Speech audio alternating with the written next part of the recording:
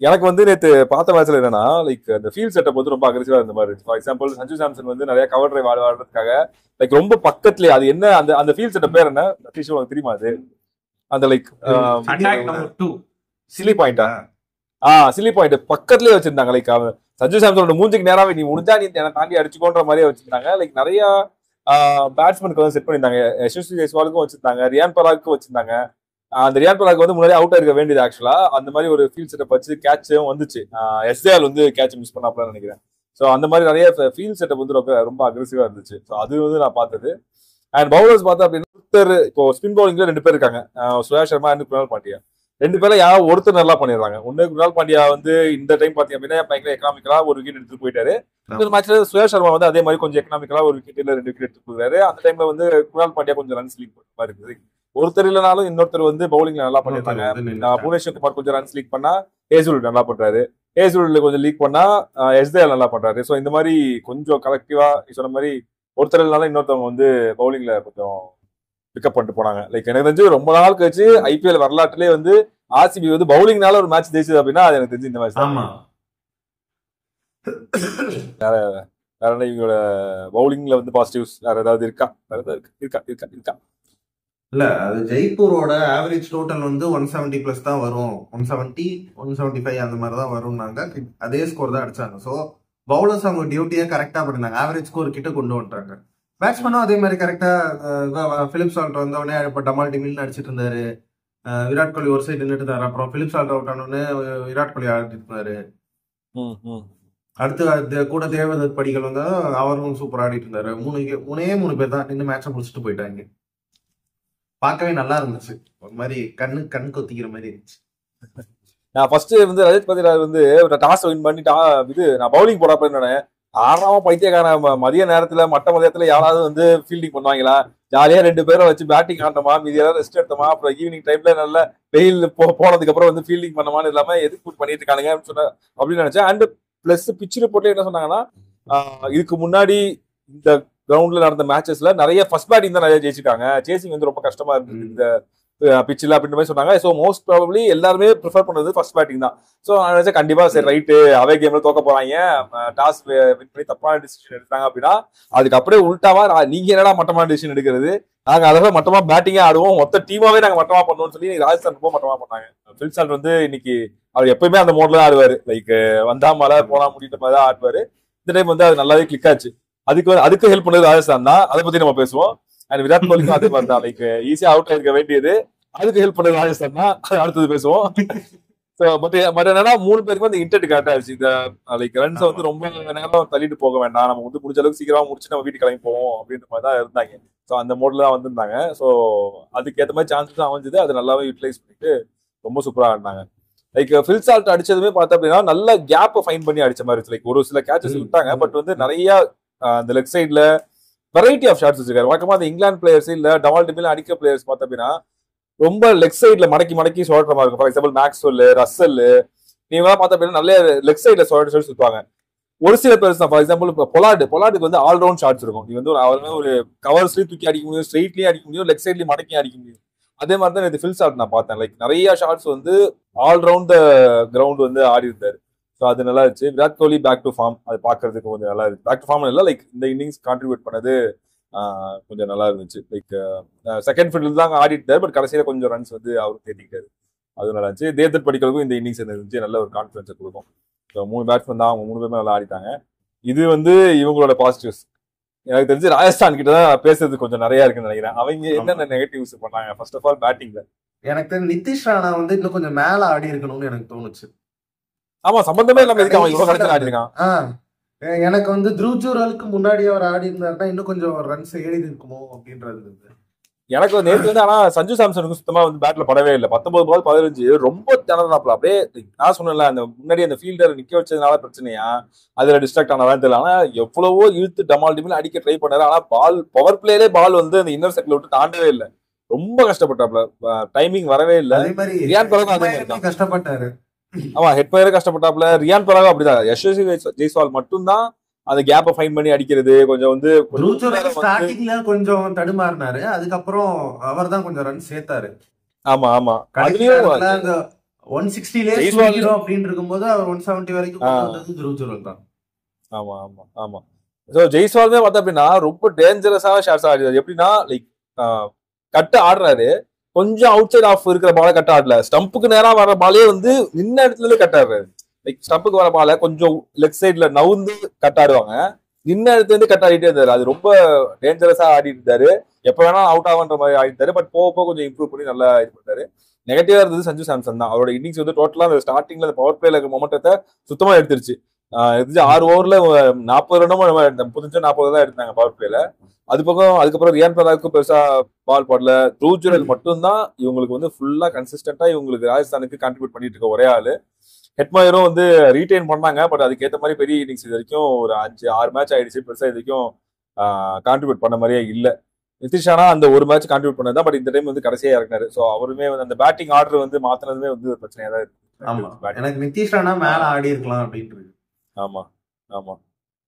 இப்ப ஹெட்மயர் இருந்த இடத்துல ஹெட்மயரும் துருவ் ஜுரலும் ஒரு இது போட்ட இடத்துல நிதிஷ் ராணா இருந்திருந்தா இன்னும் கொஞ்சம் கம்ஃபர்டபுளா ஆடி இருப்பாங்க. நிதிஷ் ராணா வந்து இன்ஃபார்ம் பேட்ஸ்மேன், அவர் தூக்கிட்டு போய் கடைசியில ஹிட்டர் ரோல் கொடுத்தீங்கன்னா தேவையானது. ஏன்னா உங்களுக்கு இப்போ 2 மேட்ச் முன்னாடி 20 பால் 50 அப்படின்னு எடுத்து கொடுத்துட்டு போயிட்டாரு அவர், அவர்னாலதான் ஜெயிச்சிருக்கீங்க. ஸோ அப்படி இருக்கும்போது அவருக்கு எங்க கம்ஃபர்டபுளா அவர் ரன் ஸ்கோர் பண்றாரோ அந்த பொசிஷன் அவருக்குன்னு விட்டுற வேண்டியதானே. அதை தாண்டி நீ இத்தனை மேட்ச் ஆயிடுச்சு, 6 மேட்ச் ஆடிட்டீங்க, இன்னுமே உங்க பிளேயிங் லெவன்ல யார் எந்த ஆர்டர் ஆட போறாங்கன்னு சொல்லி நீங்க செட்டில் ஆகல அப்படின்னா அது வந்து பெரிய பிரச்சனை. ஆல்ரெடி நிதிஷ் ராணா நம்பர் 3ல ஆடிட்டு இருந்தாரு, அதுக்கப்புறம் ரியான் பராக் வருவாரு, அப்புறம் துருவ் ஜுரல் மாதிரி இப்படி போயிட்டு இருந்துச்சு. இந்த ஆர்டரை எதுக்கு திரும்ப கொலாப்ஸ் பண்ணி ஏன் இப்ப மாத்தி ஆடி இப்ப அதுல எதனால பண்ணாங்கன்றதே எனக்கு புரியல. அந்த இடத்துலதான் இந்த மாதிரி டீம்ஸ் வந்து ஃபெயில் ஆகிறதுக்கு காரணம். இப்ப சென்னையுமே வந்து இதுக்கு முன்னாடி வரைக்கும் பிரச்சனையா இருந்தது, அந்த பிளேயிங் லெவன் கன்ஃபார்மே ஆகாம யார் எங்க ஆடுறது தெரியாம தத்தளிச்சுட்டு இருந்தாங்க 5-6 மேட்சா. சோ அதுதான் பிரச்சனையாச்சு. இவங்களுக்குமே வந்து இப்போ அதுதான் ஆர்ஆருக்குமே பிரச்சனையா இருக்குது. அடுத்தது பவுலிங்ல பிரச்சனை அப்படின்னு பார்த்தா, பவுலிங்ல எனக்கு தெரிஞ்சு பவுலிங்ல பிரச்சனைன்னு சொல்றதுல எனக்கு தெரிஞ்சு ஃபீல்டிங்ல பிரச்சனை. விராட் கோலிக்கு கையில வந்த கேட்ச ரியான் பராக் விட்டது, ஃபில்சாட்டுக்கு ஒரு 4-5 கேட்ச விட்டாங்க, அல்வா மாதிரி வர கேட்ச் எல்லாத்தையும் விட்டு ஜாலியா பண்ணி பாத்துருக்காங்க. விராட் கோலி கேட்ச விட்டாரு, ஆனா அது வந்து மேட்ச காசு பண்ணுச்சா, அதான் விஷயம். இவங்க விட்ட கேட்ச் மேட்சே பிடி குத்தி நாங்க ஒரு கேட்ச் விட்டா அவங்க எங்களுக்கு ஒருத்தருக்கும் 2 கேட்ச் விட்டாங்க. ஆனா இந்த ஐபிஎல் ஃபீல்டிங் ஒரு மாதிரி ஸ்லாப்பியா தான் இருந்த மாதிரி இருந்துச்சு. எனக்கு இந்த மேட்ச் இந்த டீம் மட்டும் இல்ல, எனக்கு இந்த ஐபிஎல் ஃபுல்லாவே வேணும்னே நிறைய கேட்ச் மிஸ் பண்றாங்கன்னு நினைக்கிறேன். வழக்கமா மத்த ஐபிஎல்னா பெஸ்ட் கேட்சுக்கு வந்து நிறைய கேட்சஸ் வரும், ஒரு மேட்ச் 2 கேட்ச் 3 கேட்ச் எல்லாம் முடிப்பானுங்க. ஆஹா என்னடா ஒருத்தர் போட்டியா இருக்கேன்னு. இதுல வந்து ஒஸ்ட் ஃபீல்டிங் அப்படின்னு சொல்லி இந்த ஐபிஎல் வந்து புதுசா கிரியேட் பண்ண போல, அந்த அளவுக்கு கேவலமா ஃபீல்டிங் பண்றானுங்க. அதுல இன்னைக்கு வந்து ஃபில்சாட்டுக்குலாம் நீ வந்து 2-3 ஆப்பர்ச்சுனிட்டி விட்ட அப்படின்னா அந்த ஆல்ரெடி வந்து டமால் டிமில் ஆடிட்டு இருக்காங்க, நீ விட்டினா ஒண்ணுமே பண்ண முடியாது. எல்லாருமே கேட்சஸ் விட்டாங்க. ஸோ அது பவுலர்ஸ் மேல வந்து நீ குறை சொல்லுவோம். இப்போ ஜோஃப்ரா ஆர்ச்சர் 4 ஓவர் 36 போயிருக்காரு, மீதி எல்லாம் ரன்ஸ் போயிருக்காங்க அப்படின்னா நீ ஆரம்பத்திலேயே கோலி விக்கெட்டையும் சால்ட் விக்கெட்டையும் தூக்கி இருந்தீங்கன்னா இவ்வளவு ரன்ஸ்ல போயிருக்காது, அட்லீஸ்ட் மேட்ச் டஃபா வச்சும் போயிருக்கும். ஜோஃப்ரா ஆர்ச்சர் எனக்கு தெரிஞ்சு நான் ஏதோ ஒரு கமெண்ட்ரியில நான் கேட்டேன், அதாவது பழைய ஜோஃப்ரா ஆர்ச்சர் வந்துட்டாருன்னு சொல்லிட்டு நம்ம எல்லாமே பேசுறோம், பட் வந்து கொஞ்சம் பிட்ச்ல கொஞ்சம் அசிஸ்டன்ஸ் இருந்துச்சுன்னா, கொஞ்சம் வந்து சீமுக்கோ ஸ்விங்குக்கோ வந்து ஹெல்ப் பண்ணுச்சு அப்படின்னா ஜோஃப்ரா ஆர்ச்சர் சூப்பரா போறாரு. பட் அது இல்லன்றப்போ ஜோஃப்ரா ஆர்ச்சரை பிடிச்சி அடிச்சிடறாங்க அப்படின்ற மாதிரி தான் சொல்லிட்டாங்க. இந்த டைம் அப்படிதான் பிடிச்சி அடிச்சு விட்டாங்க. 36ன்றது ஓகே, ஜஸ்ட் ஓகே தான், பட் ஸ்டில் விக்கெட்ஸ்க்கு போயிருந்தா இது பெருசா தெரிஞ்சிருக்காது. ஒரு 2 விக்கெட் எடுத்திருந்தா, மெயின் விக்கெட் எடுத்திருந்தா அவனுக்கு பெருசா தெரிஞ்சிருக்காது. ஆமா, எனக்கு அடுத்தது மிகப்பெரிய டிசப்பாயின்மெண்டா இருந்தது சந்தோஷோட மெயின் பிடிச்ச பிளேயர் சந்தீப் சர்மா. 2.3 ஓவருக்கு 29 ரன். நம்ம அந்த அவர் அடிக்கதான் செய்வாங்க, என்ன பண்றது.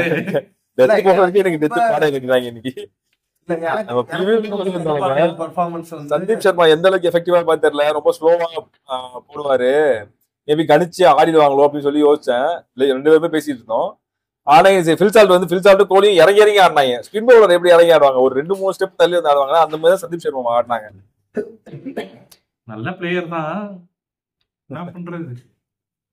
அதே மாதிரி அசரங்கா தான் அவங்களுக்கு வந்து ரன்ஸ் மெயினா விக்கெட் எடுத்து கொடுக்கக்கூடிய ஒரு ஆளு, ஆனா அவருமே விக்கெட் எடுக்க முடியல. சோ அதுவுமே ஒரு நெகட்டிவா இருந்துச்சு. யாரெல்லாம் விக்கெட் எடுப்பாங்க எக்ஸ்பென்சிவாவும் இருந்திருக்காரு. 3 ஓவர் 33ன்றது கிட்டத்தட்ட 11 per over மாதிரி வந்திருக்கு. ஆமா, இல்ல அசரங்கா எப்பயுமே வந்து எக்ஸ்பென்சிவ் தான். 4 ஓவருக்கு 40 4 ஓவருக்கு 45 கொடுத்துருவாரு. ஆனா 2 விக்கெட் எப்பயுமே இருந்தாலும் அவர் விக்கெட் எல்லாம் எடுத்துருவாரு, ஒரு பிரேக் கிடைச்சிடும் அவர் பவுலிங்ல. அதுவும் இல்ல இந்த மேட்ச்ல. ஆமா, அதுதான் பிரச்சனை. இப்போ அந்த விக்கெட் காலமே வந்து இங்க எம்டியா இருக்குது. ஒரே ஒரு விக்கெட் தான் போயிருக்குன்றப்போ அது ஒரு பெரிய பிரச்சனை. அதான் அகைன் அதுக்கு முக்கியமான காரணம் கேட்சை விட்டதுதான். அந்த கேட்சை விட்டுட்டு நம்ம பவுலர். எனக்கு இன்னொன்னு என்ன தோணுச்சு, ரொம்ப ஓவரா ட்ரை பண்ணிருக்காங்க ராஜஸ்தான். பவுலிங் சேஞ்சஸும் சரி, லைக் எனக்கு தெரிஞ்சு ஸ்டாண்டர்டா ஒரு 5 பவுலர்ஸை வச்சு முடிச்சிருக்கலாம்னு தோணுச்சு. எங்கேயாவது செட் ஆகல அப்படின்ற போது உள்ள வந்து ஒரு லெக் ஸ்பின்னரோ இல்ல வேற யாராவது கூட்டு வந்து ட்ரை பண்ணிருக்கலாம் பார்ட் டைமா அப்படின்னு தோணுச்சு. லைக் அவங்களோட ஃபுல் ஓவர் கோட்டாவே கொடுக்காம அவங்க பண்ணணும் அப்படின்ற போது அவங்களுக்கும் ஒரு இதா தானே இருக்கும். அதுக்குள்ளதான் மேட்ச் முடிக்கிறீங்களா, அப்புறம் என்னத்த தேஷ்பாண்டே வந்து அகைன் லைக் ஒரு ஷர்துல் தாக்கூர் எப்படி ரன்ஸ் நிறைய போயிட்டு விக்கெட்ஸ் எடுப்பாரோ அதே மாதிரி தான் தேஷ்பாண்டேவும் பார்த்துட்டு இருந்தாங்க. பட் இந்த டோர்னமெண்ட்ல ஏதாச்சும் first match and second match கொஞ்சம் நல்லா பண்ணாரு. அதுக்கப்புறம் வந்து அவருமே பெருசா எஃபெக்டிவா இல்ல. லைக் அது உள்ளார வந்து நேகல் வதேரா லைக் ஏதோ ஒரு பிளேயர் இருக்காருப்பா, ஆகாஷ் மத்வால். தேஷ்பாண்டே வந்து ஒர்க் அவுட் ஆகலன்றப்போ நீ வந்து ஒரு ஆகாஷ் மத்வால் மாதிரி ஒரு பிளேயர் வந்து உள்ளார இருக்காரு. ஸோ அவருடைய டேலண்ட்டை வந்து வேஸ்ட் பண்றாங்க. அட்லீஸ்ட் இதுக்கப்புறமாவது அவர் உள்ள கொண்டு தான் உங்களோட பவுலிங் வந்து இன்னும் கொஞ்சம் ஸ்ட்ராங் ஆகும். Like Sandeep Sharma runs bowler அப்படின்றப்போ நீங்க இன்னொரு மேட்ச் பண்றதுக்கு ஒரு பவுலர் இருக்கும். லைக் 3 பேர், துஷார் தேஷ்பாண்டே சந்தீப் சர்மா 2 பேருமே அடிக்கிறாங்க. கொஞ்சம் ஸ்லோவா போட்டா 2 பேருமே பேஸ் கிடையாது, 2 பேரும் இறங்கி ஆடுறாங்க. ஸோ மீதி எல்லாமே ஸ்பின்னர்ஸ் நம்பி நீங்க போறன்றப்போ ஜோஃபா ஆர்ச்சர் ரன்ஸ் போறாரு. ஸோ அதுதான் இவங்களுக்கு வந்து பவுலிங்ல பெரிய நெகட்டிவா இருக்குது. ஸ்பியர்டே அடி வாங்கும் போது கூட அசிஸ்டிங் பவுலர்ஸ் கொஞ்சம் ஏதாவது கொடுக்கணும். அசிஸ்டிங் பவுலர்ஸ் அடி வாங்குறானுங்க, என்னதான் சொல்லணும்னா டோட்டலாவே ஆர்சிபி வந்து ராஜஸ்தானை வந்து அவுட் பிளே பண்ணிருச்சு எல்லா ஆஸ்பெக்ட்ஸ்லயும். பவுலிங்லயும் சரி, பேட்டிங்லயும் சரி. ஃபீல்டிங்லாம் ஓரளவுக்கு 2 பேரும் ஈக்குவலா தான் இருந்தாங்க. அதுவும் விராட் கோலி மாதிரி ஒரு பெரிய ஆள் விடுறது வந்து இல்ல பரவாயில்ல. ஓகே, அதாவது யானைக்கும் அடிச்சு இருக்கும் அந்த மாதிரி. வேற என்ன சொல்ல முடியும்னால விடு, முட்டு மண்டே வச்சு ஒரு முட்டு கொடு. அதனால ஆர்சிபி மேட்ச்ல லைக் ஒன் சைடா போனதுனால இதுக்கு மேல பேசுறதுக்கு அவ்வளவுதான் பாயிண்ட்ஸ் எல்லாம் எதுவுமே கிடையாது. இதுக்கப்புறம் any best batsman find of the match யாராவது இருக்காங்க? புடிச்ச இந்த இதுல வந்து எனக்கு வந்து ஃபில் சால்ட் தான். நல்லா விளையாடின பேட்ஸ்மேன் ஃபில் சால்ட் தான். நல்லா போட்ட பவுலர் எனக்கு தெரிஞ்சு புவி சொல்லலாம். எனக்கு வந்து புவின்னு தோணுது. எனக்கும் புவி தான். ஸோ இதான் தான் விஷயம். அடுத்தது பார்த்தோம் அப்படின்னா எம்ஐ டிசி. இது வரைக்கும் யாருமே தோக்கடிக்காத ஒரு டீம், இது வரைக்கும் ஜெயிக்காம ஒரு மேட்ச் மட்டும் ஜெயிச்சு தட்டு தருமாறி திக்கி திசை மாதிரி இருந்த எம்ஐக்கு ஒரு திசை கொடுத்துருக்காங்க டிசி. பட் இந்த மேட்சுக்கு போறதுக்கு முன்னாடி 2 விஷயத்த பற்றி நான் பேசிட்டு போனேன். ஃபர்ஸ்ட் பும்ராவுக்கும் இவருக்கும் அவர் பேர் என்ன, கருண் நாயருக்கும் சண்டை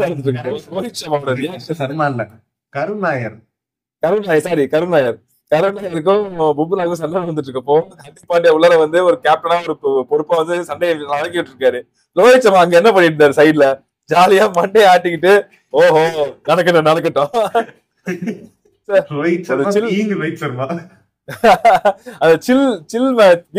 சொல்லிட்டு இப்ப மீம் ஒன்று வந்துட்டு இருக்குல்ல, அந்த அதுக்கு கரெக்டான ஆளு ரோஹித் சர்மா நினைக்கிறேன். அடுத்தது எனக்கு என்னன்னா, சரி அது மும்பையோட நெகட்டிவ்ல வரப்போ வரும். ஃபர்ஸ்ட் மும்பையோட பாசிட்டிவ். நீங்க வந்து ஒரு Mumbai fan, being MI fan, ரொம்ப நாள் கழிச்சு ஜெயிச்சிருக்கீங்க, உங்களுக்கு வந்து பேசுறதுக்கான பேசுங்க. நான் உண்மையை சொல்றேன், நான் தோத்துருவோம் தான் நினைச்சேன். 14வது ஓவர் வரைக்கும் நான் தோத்துருவோம் தான் நினைச்சேன். அவன் ரொம்ப கம்ஃபர்டபிளான பொசிஷன்ல இருந்தானுங்க. இங்க இருந்தா புடிக்கிட்டு வந்துட்டோம் நாங்க, அவ்வளவுதான். நாங்க ஜெயிக்கல, புடிக்கிட்டோம். ஆக்சுவலா இது டிசியோட match. DC deserved this win. ஏன்னா சேசிங் 200+ இன் டெல்லி இஸ் எப்படி சொல்றது, அது வந்து நடக்கக்கூடிய ஒரு விஷயம். ஈஸியா நடக்கும். நான் என்ன சொல்றேன், நாங்க ஒரு 15 ரன் ஷார்ட் தான் அந்த பிச்சுக்கு.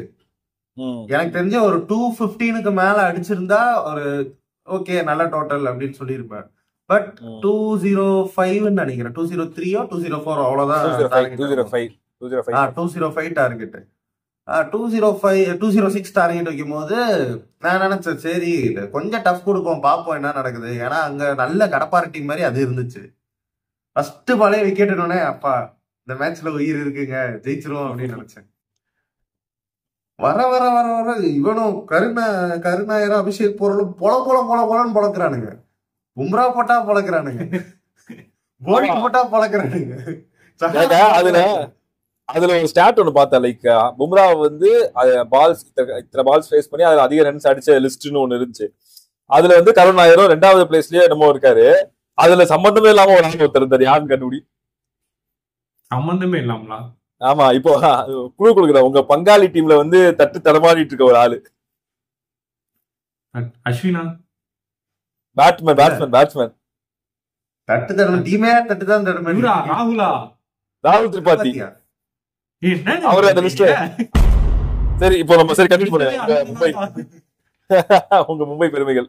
2 பேரும் சூப்பரா ஆடிட்டு இருந்தாங்க. அபிஷேக் போராலும் சரி, கருண் நாயரும் சரி, விக்கெட்டும் விடாம சூப்பரா ஆடிட்டு இருந்தாங்க. எங்கேயுமே ஒரு பிரேக் த்ரூ கிடைக்கல. சோ அபிஷேக் போரால் விட்டாலும் அடுத்து வந்தது கேஎல் ராகுல, அடுத்து அக்ஷர் பட்டேல், அப்படி இப்படின்னு வந்துட்டே இருந்தானுங்க. நிகம் வரைக்கும் அடிக்கிறாங்கடா அவனுக்கு. புரியல. விப்ரஜ் நிகம் வரைக்கும் வந்து அடிக்கிறானுங்க வந்து. அததான் சொல்றேன். சோ எனக்கு ஒரு கட்டம் வரைக்கும், ஏன்னா 13 ஓவர்லயே அவங்க 130 சம்திங் வந்துட்டானுங்க. எனக்கு ஹோப் போயிடுச்சு, என்ன அடிச்சிருவானுங்க. பின்னாடி வேற கேஎல் ராகுல, அக்ஷர் பட்டேல், ஸ்டப்ஸ் வேற இருக்கான், முடிஞ்சு கதை அப்படின்றது. எங்க ஐயா டக் அவுட்ல இருந்தே கேப்டன்சி பார்த்து. ஆமா, அது வேற மீன் போட்டுருக்காங்க, டக் அவுட்ல இருந்தே எங்க ஆள் கேப்டன்சி பண்ணாடா அப்படின்னு. அதுல எனக்கு தெரிஞ்சு ஒரு முக்கியமான ஃபேக்டர் என்ன சொன்னாங்க, இது அந்த ஓவரே வந்துட்டு இவர் கரண் சர்மா குடுக்கற மாதிரி இருந்துச்சு. அது ஷார்ட்டர் எண்ட், அதாவது லெக் சைட் ஷார்ட்டா இருந்த மாதிரி இருந்துச்சு ரைட் ஹேண்டர்ஸ்க்கு. சோ இங்க வேணா, நீ இங்க வந்து சாண்டரை போட விட்டுட்டு அந்த எண்ட்ல போடு, அதுதான் லாங் எண்டு அப்படின்னு சொல்லி மாத்தி விட்டது ரோஹித். வந்த உடனேவே விக்கெட். அது அந்த இது வேற நியூ பால் எடுத்துட்டாங்களாம்ல, அதுலதான் அதுதான் பெரிய சேஞ்ச் ஆச்சு. நல்ல ஒரு டாக்டிக்கல் மூவ் அது. யூஸ்வலாவே உங்களுக்கு பிட்வீன் ஓவர்ஸ்ல உங்களுக்கு விக்கெட்ஸ் வேணும், இல்ல அடிக்க போவானுங்க எப்படி ஸ்லோவா வருது அப்படின்றதுக்காக கண்டிப்பா ஒரு லெக் ஸ்பின்னர் வேணும். நான் யோசிச்சுட்டு இருந்தேன், என்னடா இம்பாக்ட் பிளேயர்ஸ் எல்லாம் விக்னேஷ் புத்தூரி இல்ல யாரடா இறக்க போறாங்கன்னு பார்த்தா கரண் சர்மா தான் இருந்தேன். ஒருவேளை இறக்கிடுவாங்களோன்னு பயந்துகிட்டே இருந்தேன். இறக்கிட்டாங்க, அவ்வளவுதான் முடிஞ்சு அப்படின்னு நினைச்சேன். இல்ல இப்பயுமே நான் சொல்றேன், கரண் சர்மா வந்து அவரோட பெஸ்ட் எல்லாம் போடல. எத்தனை அரைப்புள்ளி பந்து போட்டாருன்னு எனக்கு தான் தெரியும். பார்த்து போட்டு இப்படி கேஎல் ராகுல் ஒரு மடக்கி ஒரு 4 அடிப்பாரு, சரியான அரைக்குழி பந்து, அதுவும் வைட்ல, லைனும் தப்பு லென்த்தும் தப்பு. சோ எனக்கு டோட்டலாவே நான் லைக் அதான் சொல்றேனே, we were not up to the mark. But அந்த கடைசி 5 ஓவர் அந்த விக்கெட் விழுந்ததுக்கு அப்புறம் சூப்பரா உள்ள வந்தாங்க. அதாவது மேட்ச் அப்படியே வாங்கி திருடிட்டுறாங்க, அப்படிதான் சொல்லணும். ஜெயிக்கல, திருடினது 2 பாயிண்ட் திருடிட்டோம். கரண் சர்மா வந்து எனக்கு தெரிஞ்சு அவுட் ஆஃப் சிலபஸ் தான் வந்திருப்பாரு. லைக் எனக்கு தெரிஞ்சு இந்த மேட்ச் வந்து எனக்கு தெரிஞ்சு 2 கரனுக்கும் சூப்பரான மேட்ச் அமைஞ்சிருக்குது. லைக் கருண் நாயரா இருக்கட்டும், இந்த பக்கம் கரண் சர்மாவா இருக்கட்டும், 2 கரண் பிரதர்ஸ் 2த்துக்கும் வந்து சூப்பரா அமைஞ்சிருக்கு. லைக் அவரு லைக் நம்ம மும்பை பத்தி பேசிட்டு இருக்கப்போ இவரை பத்தி பேசிடணும், நம்ம ஸ்பெஷலா கருண் நாயரை பத்தி பேசிடணும். Like dear cricket give me one more chance, நீ தானே அந்த ட்வீட் சம்திங் போட்டிருந்தாரு. சோ அதுல இருந்து கிடைச்ச சான்ஸை இதை விட பெஸ்டா ஒரு ஸ்டேட்மெண்ட், ஒரு லைக் கண்டிப்பா வின்னிங் காசு பண்ணிட்டாரு விஜயா சார். ஆமா, ஆனா ஏதோ சாம்பியன்ஸ் டிராஃபில இவரோட பெட்டர் பிளேயர்லாம் லைக் ஒரு சீசனை வச்சுட்டு எங்களால கொடுக்க முடியாது சான்ஸ் அப்படின்ற மாதிரி எல்லாம் ஒரு ஸ்பெகுலேஷன் வந்தது. அதுக்கப்புறம் இதுதான் பெரிய டோர்னமெண்ட் அவர் ஆடுறது.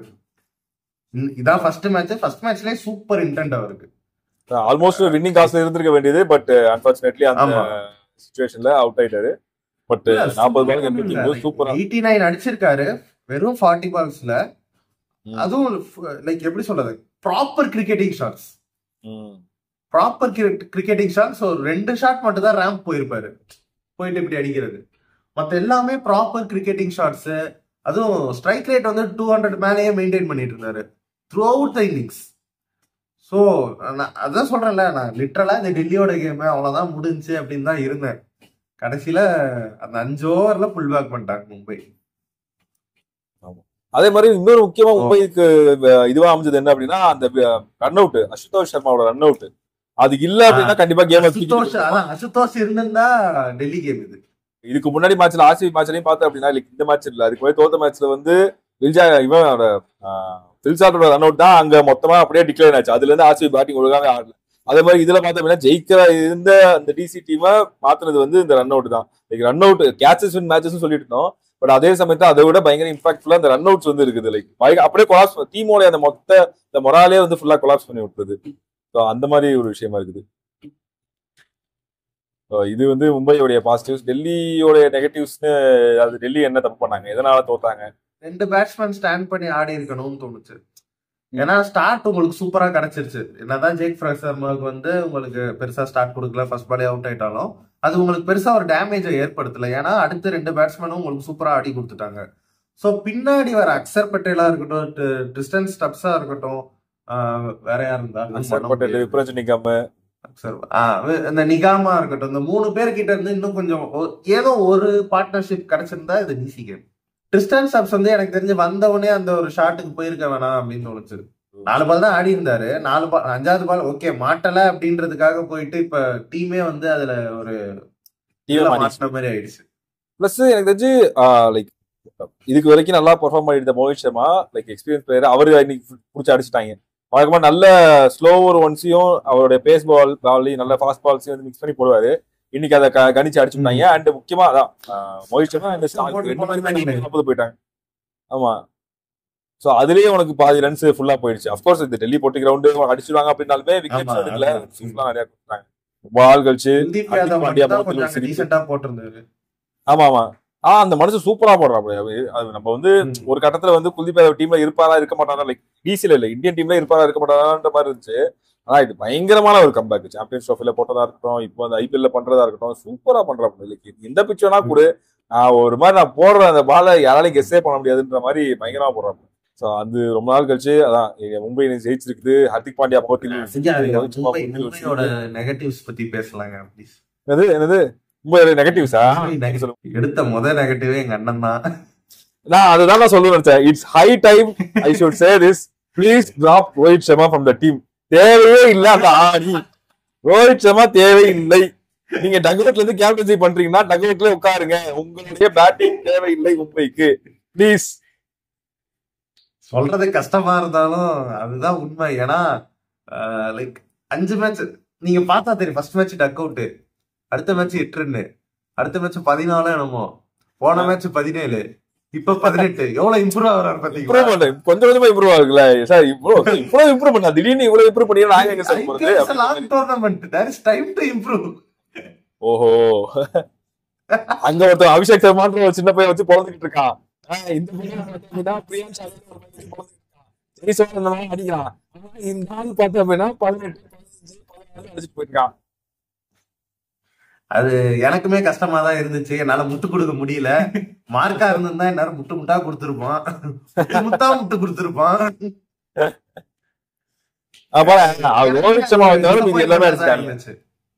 அதான் எனக்காமே அது ஒரு டிசப்பாயின்மெண்டா இருந்துச்சு.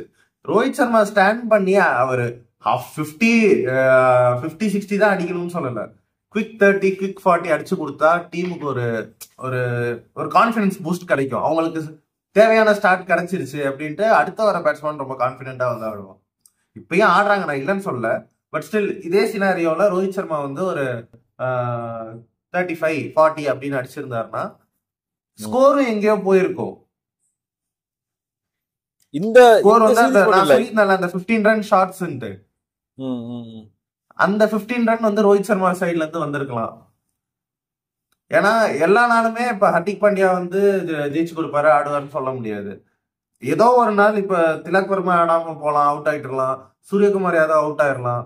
சோ நீங்க ஒரு நல்ல ஸ்டார்ட், நீங்க வந்து உங்களை எல்லா மேட்சும் ஆட சொல்லலாம். ஆனா இது வரைக்கும் 5 மேட்ச் ஆடியாச்சு.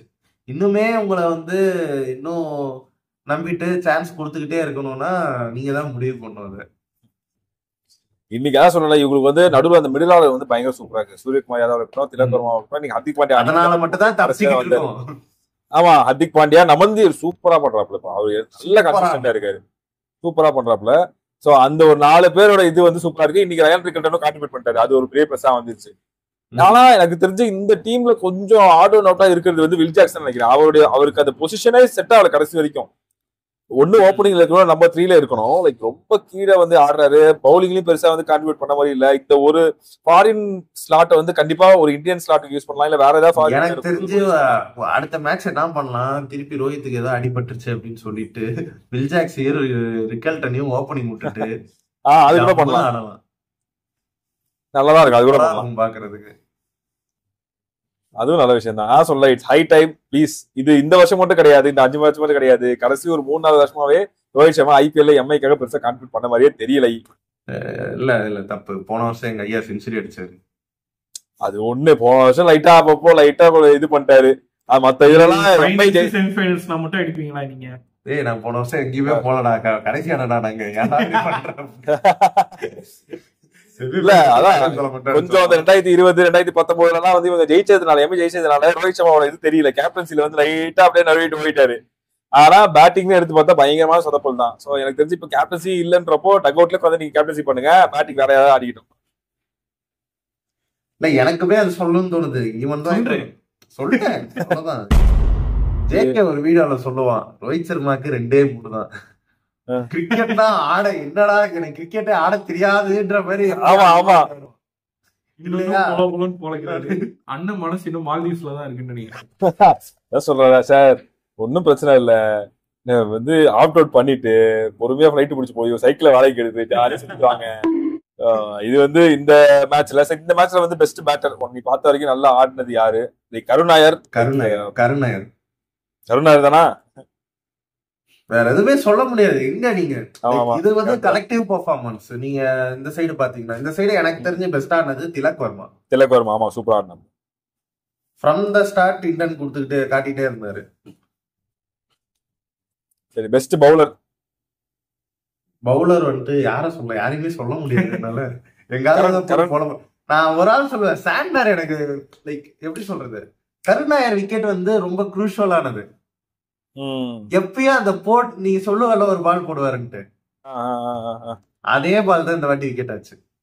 அதாவது ஆங்கிலிங் இன்னு அது ஆக்சுவலா ஒன்னு டேர்ன் ஆகி அவேல போகணும் இல்ல இன்டூல போகணும், ஸ்ட்ரைட்டா போச்சு. கருணாயனால ப்ரெடிக்டே பண்ண. ப்ரெடிக்டே பண்ணல. க்ளூஸா இருந்தாரு. பார்த்தேன் விக்கெட் பார்த்தேன். அந்த விக்கெட்காக மட்டும் நான் வந்து பெஸ்ட் பவுலர் வந்து சாண்டர்னு சொல்லுவேன். இல்லனா இது வந்து டெல்லி கேம். அப்புறம் இன்னொரு ஸ்டாட் பார்த்தேன். மும்பை வந்து 200க்கு மேல டார்கெட் வச்சு இது வரைக்கும் ஒரு வாட்டி கூட தோத்தது இல்லையா? எனக்கே ஆச்சரியமா இருந்துச்சு. இவனுக்கு அப்படிப்பட்ட ஆள்லாம் இல்லையே அப்படின்னு. இவ்வளவு நாளா வந்து ஒரு நண்பர் வந்து சும்மாவே உட்கார்ந்தாரு. அந்த நண்பர் வந்து பேசக்கூடாது, எனக்கு டைம் வந்துருச்சு. இம்பாக்ட் பிளேயர்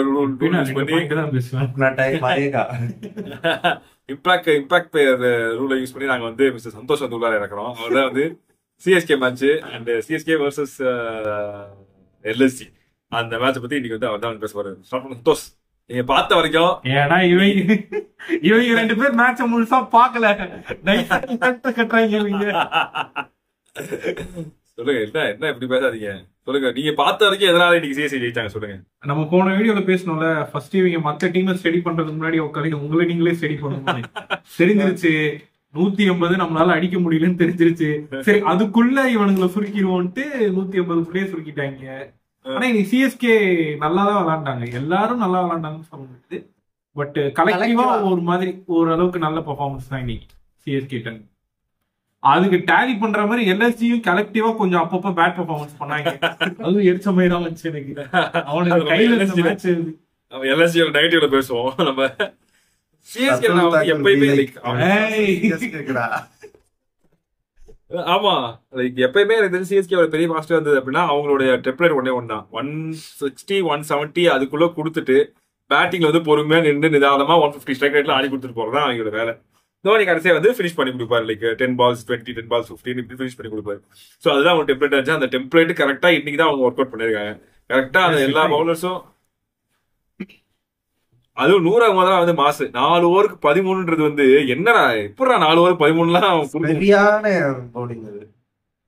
ஆமா 3.2 இன்னைக்கு பவுலர்ஸ் நல்லாவே பண்ணாங்க எல்லாருமே. 100 ஒருத்தரை தவிர எல்லாருமே நல்லா பண்ணாங்க.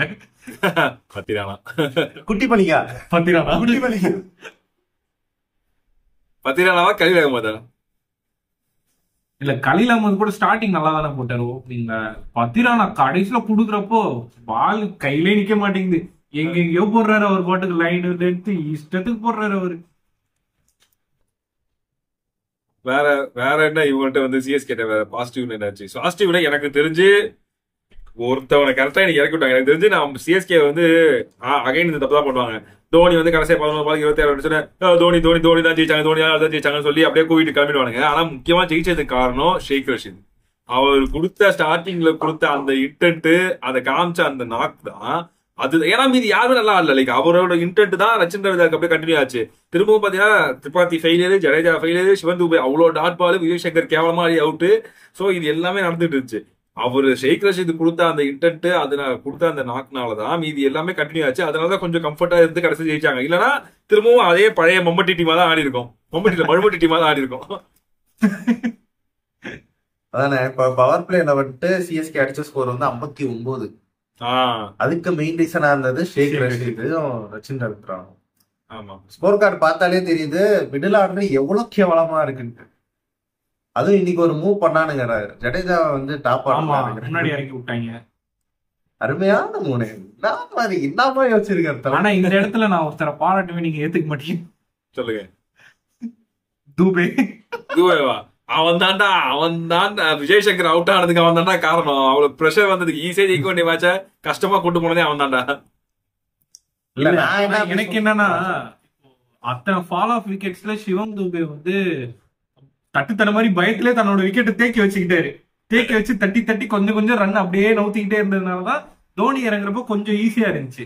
என்னதான் அவரோட ரோல் அவர் பிளே பண்ணாட்டியுமே சிச்சுவேஷனுக்கு அடாப்ட் பண்ணி, அவர் தெரிஞ்சு பண்ணாரோ தெரியாம பண்ணாரோ, சிச்சுவேஷன் அடாப்ட் பண்ணி அவரு விக்கெட்டை விடாம வச்சிருந்தாரு.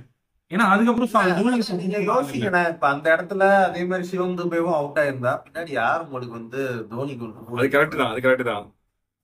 ஆனா எப்படின்னா like example Shivam Dube and Vijay Shankar இவங்க 2 பேர் இருக்கிறப்போ, விஜய் சங்கர் அவ்வளவு மோசமான ஷாட்டுக்கு போனதுக்கு காரணமே சிவம் துபே தான்.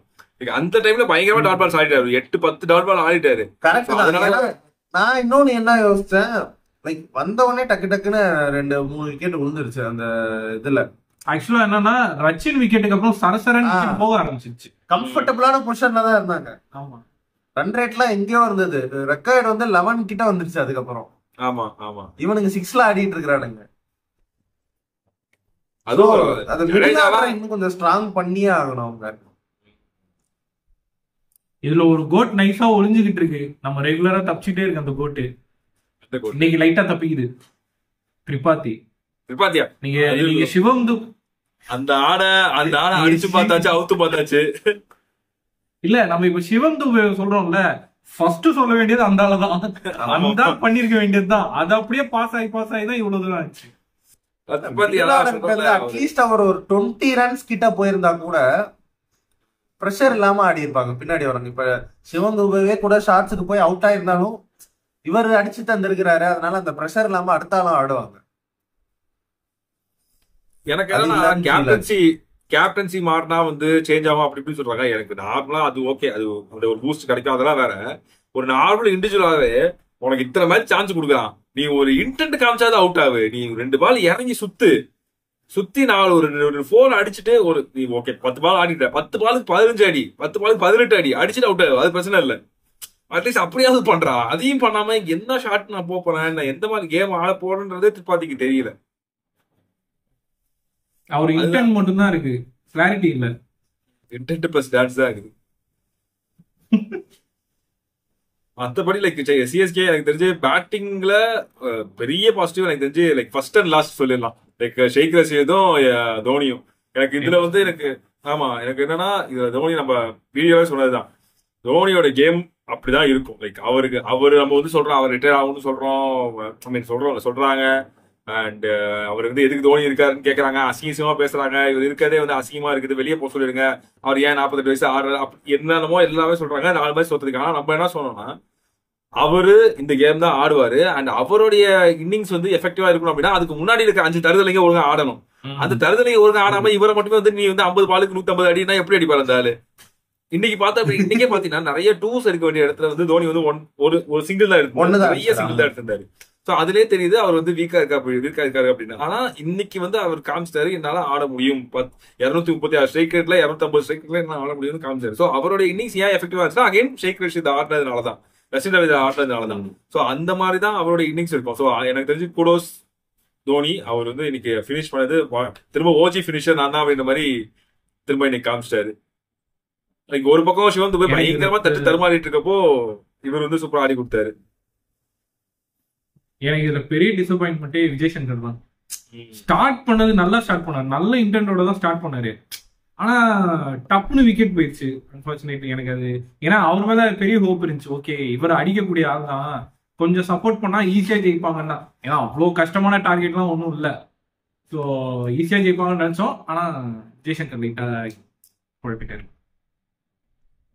ஸோ இதெல்லாம் வந்து எனக்கு தெரிஞ்சு சிஎஸ்கே உடைய பாசிட்டிவ். இன்னைக்கு அவங்க பழைய ஃபார்முலாவை கரெக்டா எடுத்துட்டு வந்து கரெக்டா ஒர்க் அவுட் பண்ணி இன்னைக்கு வந்து ஜெயிச்சிட்டாங்க.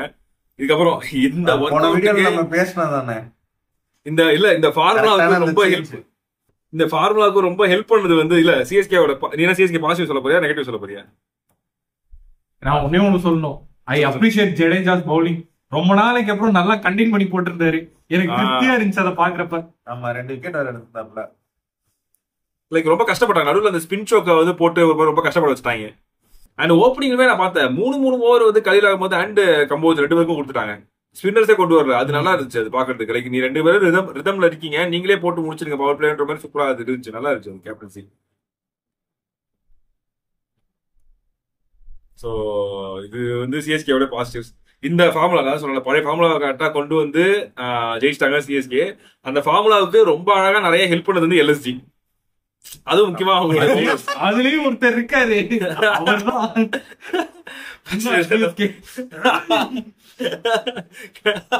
அந்த கம்பேக் ஆஃப் ரிஷப் பந்த் தான். எனக்கு ரிஷப் பந்த் சரி ஓகே நல்லா ஆனாரு. ஆமா ரிஷப் பந்த் சூப்பரா. லைக் ஸ்கோர் வைஸ் பாக்குறப்போ 128 ஸ்ட்ரைக் ரேட் இருக்குது, பட் மத்த யாருமே பெருசா கான்ட்ரிபியூட் பண்ண முடியல. மிச்சல் மார்ஷும் இன்னைக்கு ரொம்ப கம்மியா தான் ஆடி இருக்காரு. பாத்தீங்களா ரிஷப் பந்த் இந்த ஸ்ட்ரைக் ரேட்ல இருந்தா மட்டும் ஒத்துக்கிறீங்க, ஆனா சிவம் துபை நான் மட்டும் அடிக்கிறீங்க பாத்தீங்களா? அநியாயம். ஒத்துக்கிறது இல்ல, மீதி யாருமே ஆடல. கம்ஃபர்டபிள் பொசிஷன்ல வந்துட்டு அத வந்து நீ திருப்பி ஆனா 2 இடத்துலயுமே இப்போ அந்த இடத்துல சிவம் துபை என்ன வேலை பார்த்தாரோ அதேதான் இங்க ரிஷப் பந்த் பார்த்தாரு. இல்ல சொல்றேன்,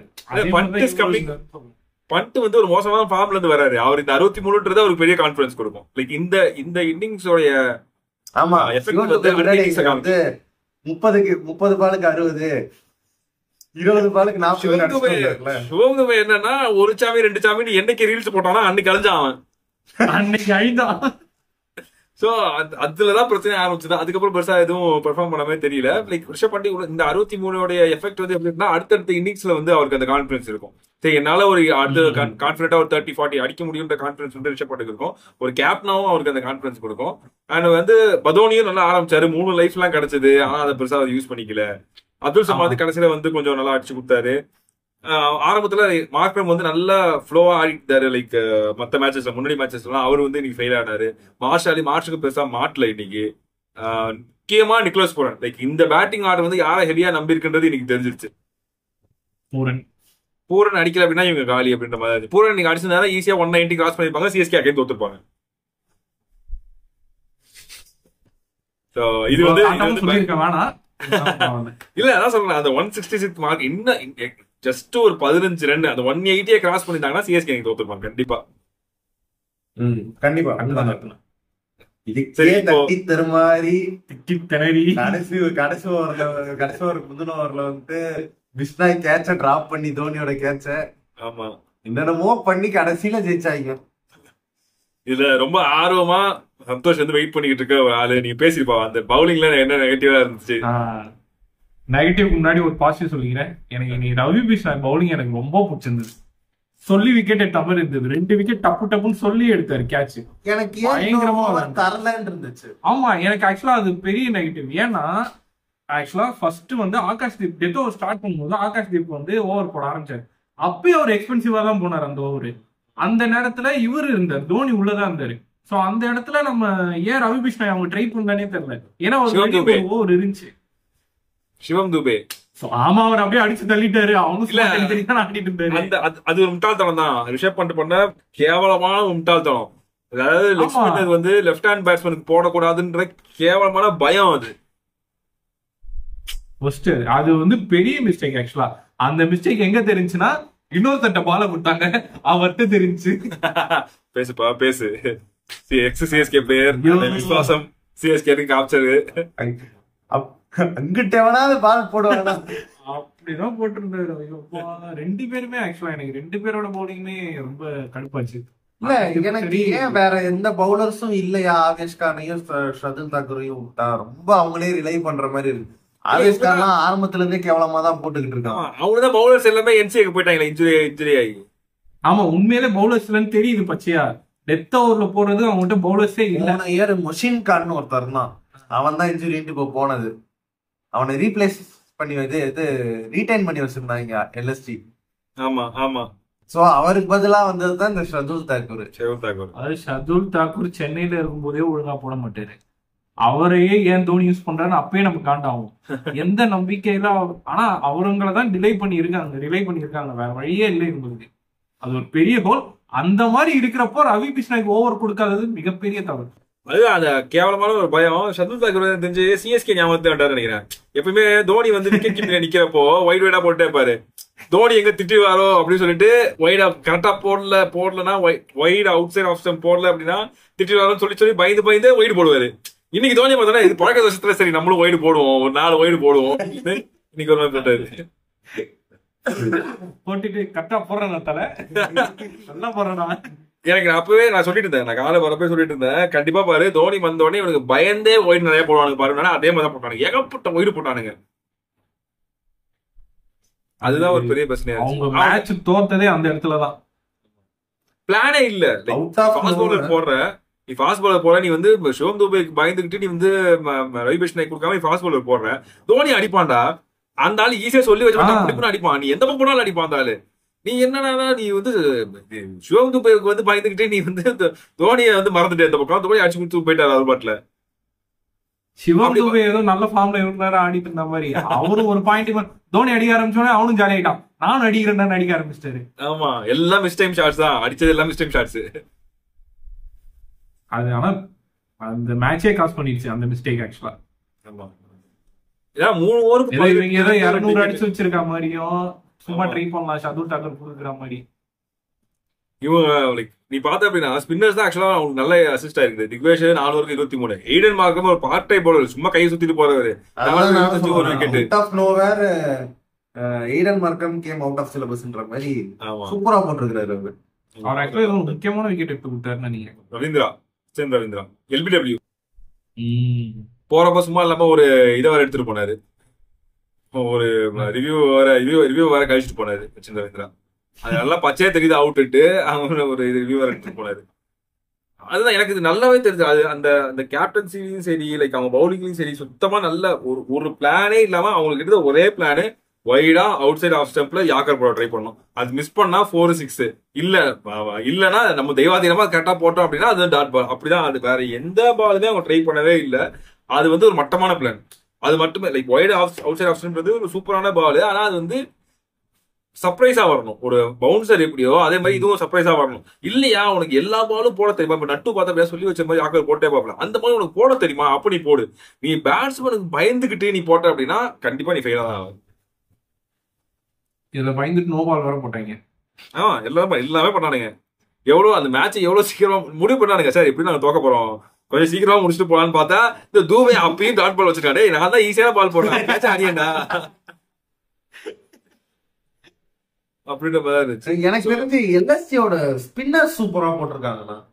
இருக்கட்டும், ரவி கிருஷ்ணாயா இருக்கட்டும், ஏடன் மார்க்கரமா இருக்கட்டும், சூப்பரா போட்டிருக்காங்க. அந்த பக்கம் ரவி கிருஷ்ணாயா வந்து அவரோட கோட்டா ஃபுல்லா கொடுத்துருந்துருக்கணும் 4 overs. இன்னும் ஒரு ஓவர் அங்க இங்கேயாவது ஏதோ ஒண்ணு நடந்திருக்கும், ஏதோ ஒரு விக்கெட்டோ ஏதோ ஒண்ணு போயிருந்திருக்கும். இல்லையா கண்டெயின் பண்ணி தந்திருப்பாரு, இன்னும் ப்ரெஷர் ஆட் ஆயிரும். ஆமா ஆமா, அது கண்டிப்பா அது ஃபீல் பண்ணுவாங்க. ரெண்டு பக்கத்துல இருந்து ஸ்பின்னர் சூப்பரா போட்டாங்க. சிஎஸ்கே மோர் ஆஃப் பேட்டிங்கை விட பவுலிங்கால தான் அவங்க இந்த டைம் ஜெயிச்சாங்க. Like again congratulations to Shaik Rasheed. இதே மாதிரி இன்னொரு யங்ஸ்டர் எங்கேயாவது திரிபாதிக்கு பதிலாக உள்ள சொல்லுனாங்கன்னா சூப்பரா இருக்கும். இன்னொரு நாள் உள்ள உட்காந்துருக்காருன்னு நினைக்கிறேன், அவர் பேர் நான் மறந்துட்டேன். வன்ஷ்பேடி ஆண்ட்ரே சித்தார்த். ஆமா, வன்ஷ்பேடியும் நல்ல பேட்ஸ்மேன். ஆமா ஆமா. சோ அந்த மாதிரி யாராவது ஒருத்தர் வந்தாங்கன்னா still relying on experienced players. ஆமா, மைக்கேல் எக்ஸ்பீரியன்ஸ் பிளேயர்ஸ் மாதிரி இருக்க மாட்டானுங்க. அது இல்லாம அந்த மைக்கேல் சொன்ன பேசணும்னு நினைச்சேன். மற்ற டீம்லாம் வந்து சான்ஸ் போயிடுச்சுன்னு தெரிஞ்சதுக்கு அப்புறம் தான் யங்ஸ்டர்ஸ்க்கு வந்து சான்ஸ் கொடுப்பாங்க. Like IPL playoff chance போயிடுச்சுக்கு அப்புறம் தான் யங்ஸ்டர்ஸ் வந்து உள்ள கொண்டு வருவாங்க. நாங்க இன்னும் அந்த நிலைமைக்கு போகல, அதனால நான் இன்னும் வந்து எக்ஸ்பீரியன்ஸ் பிளேயர் தான் நம்பி இருக்கோம்னு மைக்கேல் சொன்னாருன்னு சொல்லி நான் இன்டர்வியூல பார்த்தேன். அது எப்படி கூச்சமே இல்லாம வாய் கூசாம பேசுறீங்க? அவன் இப்போ ஃபர்ஸ்ட் மேட்ச்ல இருந்தே யங்ஸ்டர்ஸ்க்கு வந்து பவுலிங் கொடுக்குறான், பேட்டிங் கொடுக்குறான், பிளேயிங் லெவல் ஆடுறான், பவர் பிளேல பவுலிங் கொடுக்குறானுங்க, எல்லாம் பண்ணிட்டு இருக்காங்க. எப்படி கூச்சமே இல்லாம போய் சொல்றீங்க? எப்படி இவங்க தனி பபுள்ல வாழ்றானுன்னு நினைக்கிறேன். இவனுக்கு ஒரு தனி பபுள் இருக்காங்க சிஎஸ்கே. ஆமா, நினைக்கிறீங்க அஸ்வினை டிராப் பண்ணது வந்து ஒரு நல்ல முடிவா? கண்டிப்பா நல்ல முடிவு தான். நல்ல முடிவு. அது நல்லா தெரியுது இந்த மேட்ச்ல. ஏன்னா நம்ம வந்து ஒரு கட்ட வரைக்கும் பாத்துருந்தோம், பவர் பிளேல போற வரைக்கும் தான் அவர் வந்து இது பண்ணிட்டு இருந்தாரு, மத்த ஓவர்ஸ் நல்லா போட்டுட்டாரு அப்படின்னு. போன டைம் எல்லாம் பார்த்தா அப்படின்னா கடைசி ஒரு 2 மேட்ச்ல பவர் பிளே வெளியே வந்தாலும் அடிக்கிறாங்க. லைக் அஸ்வின் கிட்ட வந்து அந்த ஒரு திங்கிங் போயிடுச்சு, லைன் நிறைய மேஜிக் போயிடுச்சு, லைன் நிறைய மிஸ் பண்றாரு, லென்த் எல்லாமே மிஸ் பண்றாரு. சோ அப்படி இருக்கிறப்போ உட்கார வைக்கிறது தப்பே கிடையாது. மேபி அகைன் சென்னையில ஆடுறப்போ அகைன் திரும்ப அஸ்வினை கொண்டு வந்தாலும் கொண்டு வரலாம். அது எனக்கு தெரியல எப்படி அது யூஸ் பண்ண போறான்னு தெரியல. மேபி இந்த இதுல இல்ல ஸ்டேடியமே வந்து ரொம்ப ஸ்பின்னர் ஃப்ரெண்ட்லி பிட்ச் தான். சோ அங்கேயே தலைவன் ஆட வைக்கலன்னா சேப்பாக்கும் தேவையில்லைன்னு தான் நினைக்கிறேன். I don't know about that. 4 paces சிஎஸ்கேவோட அன்லைக் இது மாதிரி இருக்குது. 2 ஸ்பின்னர் 4 பேசஸ் வச்சு போயிருக்காங்க. சோ அது டிஃபரெண்டா இருக்குது. அதனால என்னமோ ஜெயிச்சிட்டாங்க. பட் ஸ்டில் இதுவுமே வந்து பயங்கர கன்வின்சிங்கான வெற்றியான்னு கேட்டா கிடையாது. அகைன் தோனி அடிச்சதுனால எல்லாமே பேசுவாங்க, நாங்க வந்துட்டோம் திரும்ப கம்பேக். எல்எஸ்சியோட படுமட்டமான ஒரு மிஸ்டேக்கும் இதுல வந்து காம்ப்ளிமெண்டரி வெற்றி. ஆமா, சிஎஸ்கேவால தான் ஜெயிச்சாரு. என்ன எக்ஸ்-சிஎஸ்கே பிளேயர் அவ்வளவுதான். லைக் ஒரு பவுலிங் படுமட்டமான ஒரு பிளானிங்னால வந்து அதுவுமே பயங்கரமா ஹெல்ப் பண்ணிருக்கு. But still close to CSK. அவங்க சூப்பரா விளையாண்டாங்க, அவங்க பவுலிங் சூப்பரா போட்டாங்க, லைக் நல்லா பேட்டிங் பண்ணாங்க, தலை வந்து ஃபினிஷ் பண்ணி கொடுத்தாரு. அது நமக்கு கிரெடிட்ஸ் கொடுத்தே ஆகணும். பட் ஸ்டில் இன்னும் கன்வின்சிங்கா இதை ஜெயிச்சிருக்கலாம். அதுதான் ஒரு விஷயம். வந்து இந்த மேட்ச் கம்ஃபர்டபுளான ஒரு பொசிஷன்ல இருந்துட்டு தேவையில்லாம பிரஷரை எடுத்துக்கிட்டுன்ற மாதிரி இருந்துச்சு. மெயின் ரீசனே மிடில் ஆர்டர் பிரச்சனை தான். பேட்டிங்ல மிடில் ஆர்டர் இன்னும் கொஞ்சம் ஸ்ட்ராங் படுத்துனாங்கன்னா அடுத்த மேட்ச் கன்வின்சிங்கா வின் பண்ணலாம். அதுவும் நம்பர் 3ல ஒருத்தர் இறங்குறாரு, அவர்தான் கொஞ்சம் பெரிய சிக்கலாவே இருக்கு. ஒண்ணு அந்த ஆள் ஆடணும், இல்ல வேற எவனையாவது ஆட வைக்கணும்.